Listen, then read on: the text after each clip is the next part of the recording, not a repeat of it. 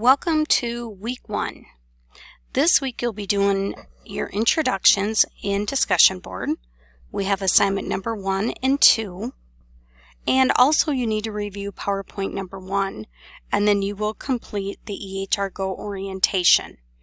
The course unit learning objectives will be unit 9.1, and you can find all these objectives in your syllabus. You also, for the program learning outcome, you need to apply the knowledge of health information management functions to support the format and content of the health record. And then our common learning outcome for this course is going to be think critically.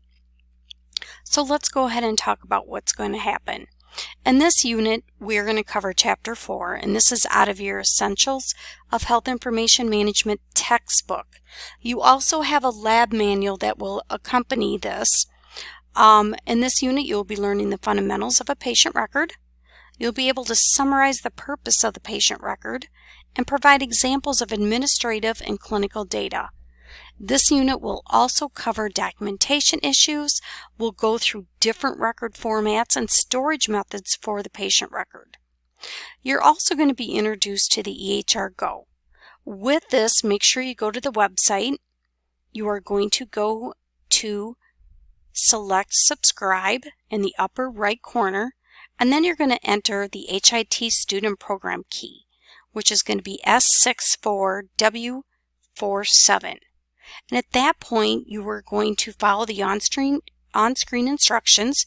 You're going to create your account and apply your subscription. Now, when I talk about subscription, this is what you buy from the bookstore, or you can go right to EHR Go and buy it online. Most of you probably will get it through the bookstore just because of financial aid. With this, at the beginning of this unit, I do have instructions on how to get around an EHR Go and how to get started. And then your next assignment that you have, assignment number 2, is going to be the EHR orientation. If any questions on this unit, please send me an email.